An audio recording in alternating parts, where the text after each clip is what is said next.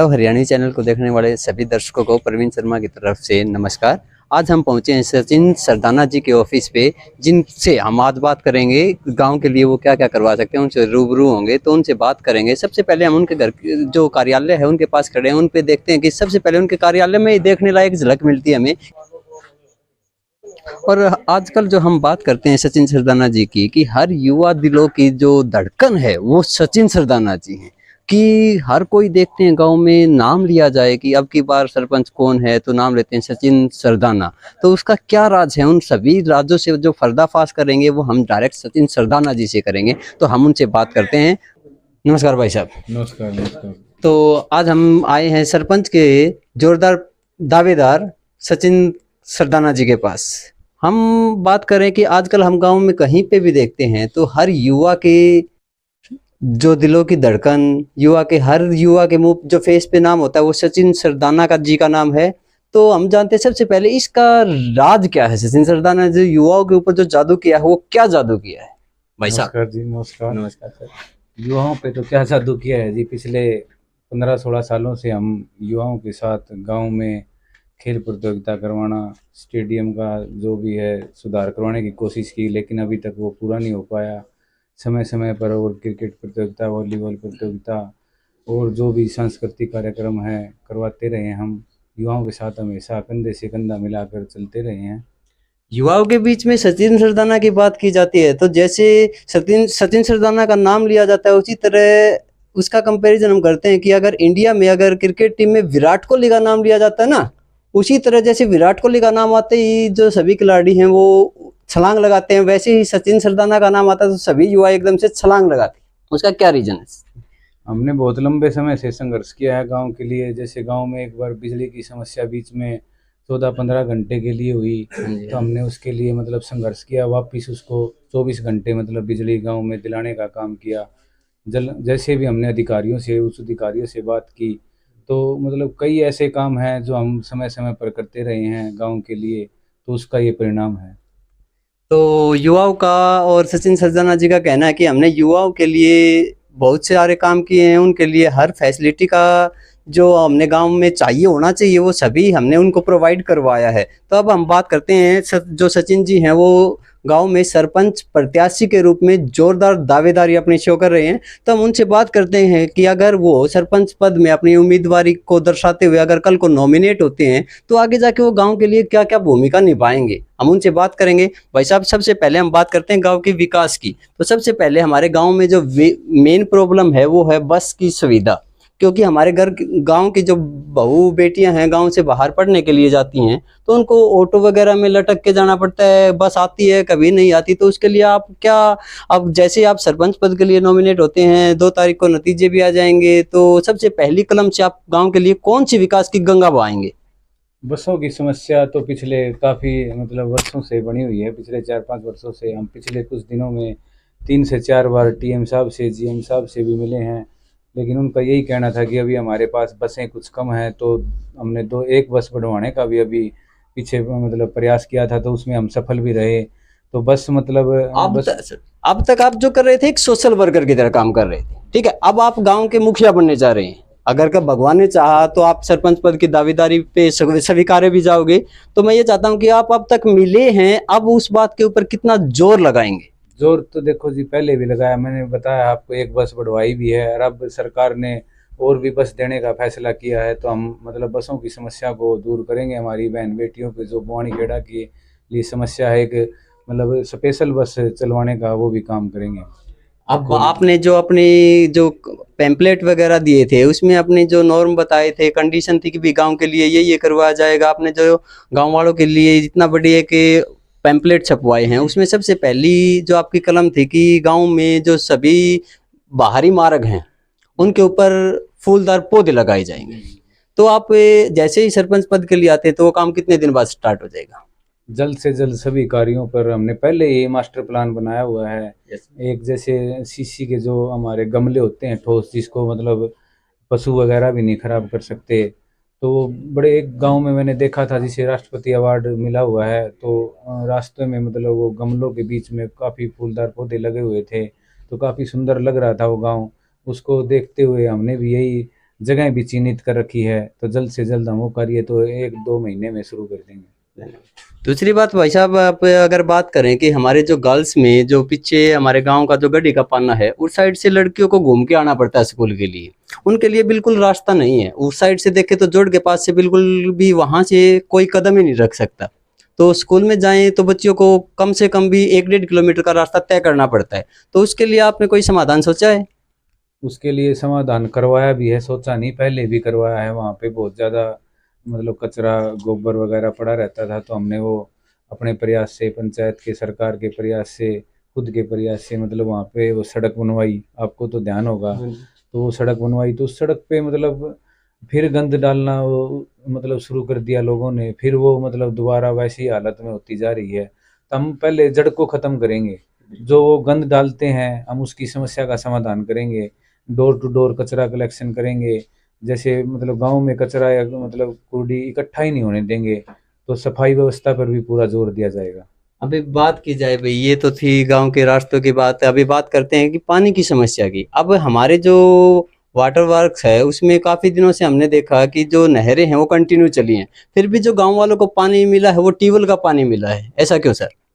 Tubewell का पानी इसलिए मिला है कि ये फिल्टर जो मीडिया है, जो फिल्टर अगला अंदर का जो सिस्टम है वो काफ़ी पुराना था। तो अभी पीछे 40 लाख का टेंडर हुआ है इसका, पुराने जलकर का भी, तो इसको भी मतलब दुरुस्त किया जा रहा है। तो हमने सरकार से और नई टेक्नोलॉजी से जो मतलब पानी जल्दी से जल्दी वो मिले, उस उसके लिए भी हमने एक फाइल भेजी है। और अभी नया जलघर भी गांव में शुरू होने वाला है, जो कि वापोड़ा रोड पे 6-7 करोड़ की लागत से बनवाया। उसके लिए हमने बहुत ज़्यादा प्रयास किया, उसमें हम सफल रहे। बिजली का कनेक्शन वहाँ का बस अधूरा है, तो वो शुरू हो जाएगा। तो 30-40% आबादी तो वहाँ से हो जाएगी, बाकी का यहाँ से मतलब पिछले अगले 30-40 साल तक शायद हमें पानी की समस्या ना हो, ऐसा प्लान हमने बना रखा है। अब दूसरी बात करते हैं गांव में जो स्पोर्ट्स की बात की जाए तो स्पोर्ट्स के लिए बच्चों को मोस्टली सुबह भी देखते हैं, शाम को भी देखते हैं, अपने बैग उठाते हैं और गांव से बाहर जाते हैं। तो क्या इसके लिए सरपंच जो पहले भी योजना जा चुकी हैं, अब नई पर जो हमारी पंचायत बनने जा रही है, तो उनकी पहले वाले की कोई भूमिका नहीं है कि गांव के बच्चों के लिए कोई स्पोर्ट्स एक्टिविटी में या कोई स्टेडियम का निर्माण करवाया जाए? तो इसके लिए जैसे ही आप सरपंच पद पे नॉमिनेट होते हैं तो सबसे पहले क्या गांव के बच्चों के लिए एक स्टेडियम की सुविधा मिल पाएगी?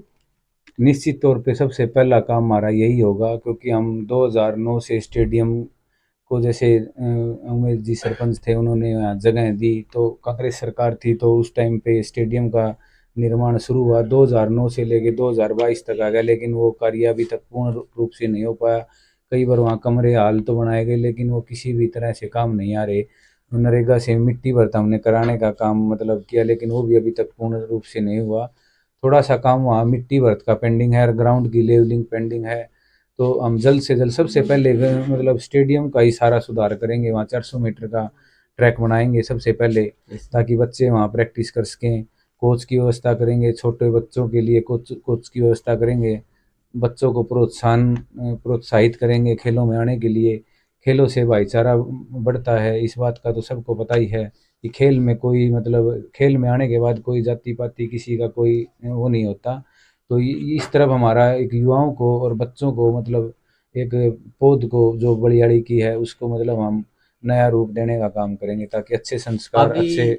अभी जो हमने आपसे पहला क्वेश्चन किया कि गांव के बाहर रोड के ऊपर फूल पौधे लगाएंगे, बट जैसे ही बारिश का मौसम आता है हम देखते हैं कि गांव के बस स्टैंड से 10 कदम आगे चलते ही हमें तालाब देखने को मिलता है।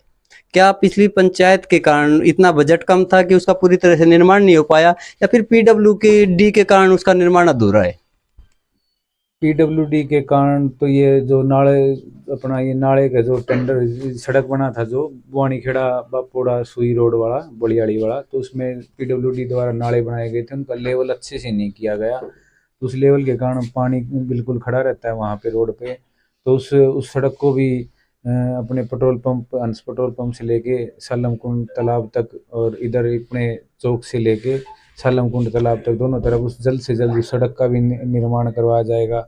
और पानी की व्यवस्था हमारे गांव में कमाना जोड़, बुरियावाड़ा जोड़, सालम कुंड सभी में मतलब एक बारिश में पानी भर जाता है। बिल्कुल भी व्यवस्था पीछे नहीं की गई, इस बात में कोई यही दो बात राय हमने नहीं। देखी कि जो सालम कुंड है उसके अंदर एक समुदाय के घर लगते हैं भाई, उस साइड अलग समुदाय है। तो जैसे ही बारिश ज्यादा होती है तो उनके घरों में पानी बढ़ने लग जाता है, एंटर कर जाता है, तो उनको वहां से बाहर निकलने में बहुत ज्यादा परेशान होती है भाई। घर में कोई बच्चे भी हैं, बूढ़े भी हैं, स्कूल भी जाना पड़ता है उनको, बच्चों को किसी को ड्यूटी पे जाना पड़ता है, उसके लिए रास्ता भी नहीं बचता वहां पे।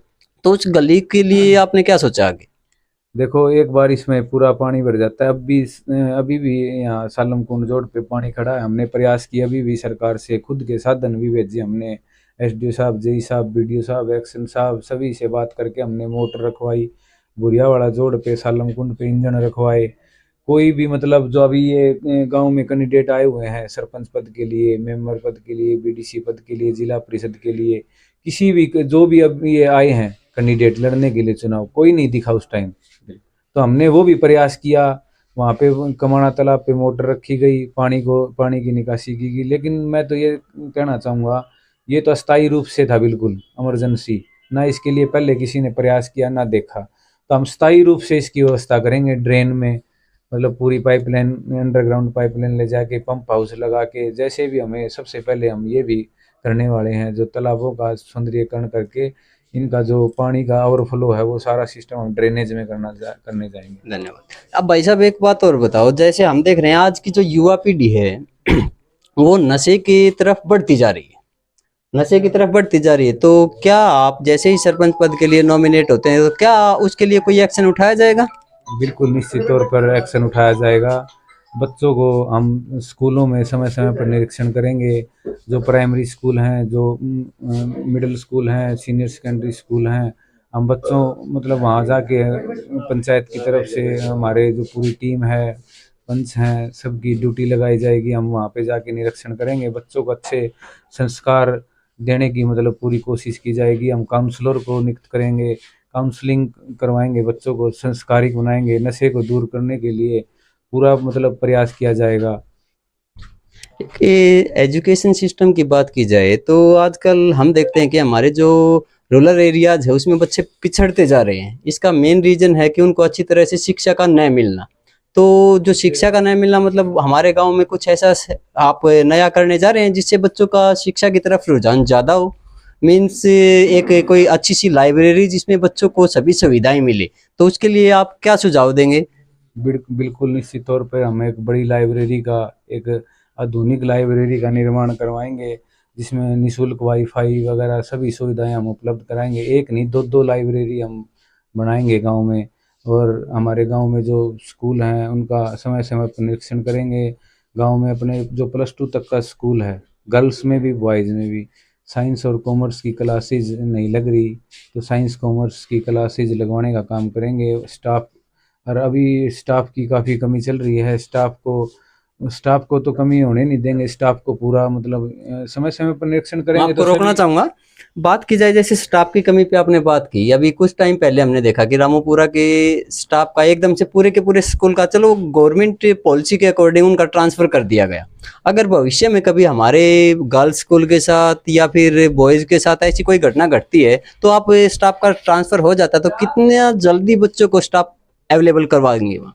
ऐसा तो देखो लगभग तो ऐसा होगा नहीं, और ना होने देंगे। हम गवर्नमेंट स्कूल पे पूरा मतलब फोकस रखेंगे, पूरा जोर देंगे, क्योंकि गवर्नमेंट स्कूल में काफ़ी मतलब हाई एजुकेटेड टीचर हैं, काफ़ी नहीं, मतलब। वो आपकी बात हम मान गए कि हाई एजुकेटेड टीचर हैं, बट जैसे भी कोई 10-15 दिन का बच्चों के एजुकेशन के बीच में ब्रेक लगता है, वह किसी टीचर का ट्रांसफर हो जाता है, अगर वो वहाँ पे अवेलेबिलिटी नहीं मिलती किसी टीचर की, तो क्या आप गवर्नमेंट के सामने ऐसा कोई प्रस्ताव लेके जाएंगे कि हमारे बच्चों को टीचर मिले? बिल्कुल लेके जाएंगे जी, बिल्कुल क्यों नहीं लेके जाएंगे। जो बच्चे हमारे हैं और हम इनकी समस्याओं का ध्यान रखना, समय समय पर निरीक्षण करेंगे तो हमें पता भी लगता रहेगा। स्टाफ हमारे से जुड़ेंगे, प्रिंसिपल हमारे से जुड़ेंगे तो हमें फ़ोन के माध्यम से उसी समय तुरंत बता देंगे।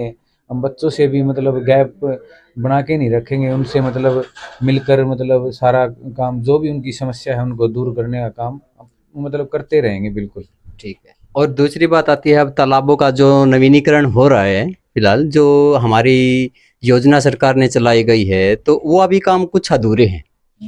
तो आप जैसे ही सरपंच पद के लिए नॉमिनेट किए जाते हैं तो वो काम मैं आशा करता हूँ आप जल्द से जल्द स्टार्ट करवाने की कोशिश भी करेंगे और करी भी आगे। हमने देखा भी है कि सचिन भाई साहब ने बहुत उसमें योगदान दिया है, तो आगे जाके आप जैसे ही जो अधूरे काम है वो पेंडिंग करने की शुरुआत हमने आपको सरपंच के लिए चुनेंगे या चुन लिया समझो, तो आप कितने दिन में उसको स्टार्ट कर देंगे? देखो, तालाबों के लिए तो 2 तालाबों का अपना जो टेंडर हो रखा है, एक तो अपना कमाना तालाब, एक बुगराना तालाब। बुगराना का सौंदर्यीकरण भी होना है, तो कमाना तालाब में जो बारिश की वजह से ठेकेदार ने काम अधूरा छोड़ रखा है, तो हमने पूछताछ की तो लगभग बता रहे थे 42 या 43 लाख इतने का टेंडर था। ये कुछ ज़्यादा ध्यान नहीं है, लेकिन 10 लाख रुपये 58,07,000 का टेंडर था। 58,60,000 जो भी है, तो उसमें से 10-12 लाख रुपए अभी लगे हैं, बाकी काम पेंडिंग है। तो हम उसे जल्द शुरू करवाने का काम करेंगे। जो भी कोई समस्या आएगी उसको दूर करेंगे, तुरंत हम काम करवाना शुरू करेंगे उसके लिए। थैंक यू, धन्यवाद भाई साहब। तो अभी हमने बात की है सचिन सरदाना जी से, गांव में क्या क्या विकास कार्य होंगे वो आप सभी जान चुके होंगे। वो कि भाई सचिन सरदाना की खुद की जबानी है, जो आप बाद में कभी भी इनको देख सकते हैं कि सचिन सरदाना जी ने क्या क्या वादे किए हैं इलेक्शन से पहले और आगे क्या क्या वो काम को अच्छी तरह से निभा रहे हैं। उसके लिए हम किसी आप उनकी राय लेते हैं, ग्रामीणों से बात करते हैं कि उनकी क्या राय है सचिन सरदाना के लिए। तो भाई साहब आपकी क्या राय? जी बिल्कुल ईमानदार कैंडिडेट हैं, 36 बिरादरी के कैंडिडेट हैं और एक ही जाति के नहीं सभी जाति का समर्थन है। युवा कैंडिडेट हैं, पिछले 5-7 सालों से हम देख रहे हैं, 10 सालों से सचिन भाई को जिस दृढ़ता के साथ ये काम कर रहे हैं ये वाकई भी प्रशंसनीय है। और हम उम्मीद करते हैं, हमें आशा है और पूरा विश्वास है कि हमारे जो आगामी सरपंच हैं वो सचिन सरदाना जी ही होंगे। हमारे यहाँ पे बात करते हैं, कुछ बुजुर्ग बैठे हैं, उनसे राय लेते हैं कि उनकी भाई सचिन सरदाना युवा कैंडिडेट है और सारे गांव को साथ में लेकर चलने वाला है, जुझारू है, मेहनती है और पूरे गांव का समर्थन साथ में। धन्यवाद भाई साहब। आगे और भी कुछ बुजुर्ग बैठे हैं, उनसे बात करते हैं। बुजुर्ग नहीं, नौजवान बैठे हैं हमारे कुछ। तो जो अभी मैं कुछ देर पहले बता रहा था कि युवा दिलों की धड़कन सचिन सरदाना जी, उनके लिए युवा की क्या राय है? युवाओं की ठीक है जी राय। सचिन सरदाना सरपंच बनेंगे और अच्छे काम करेंगे गांव के लिए।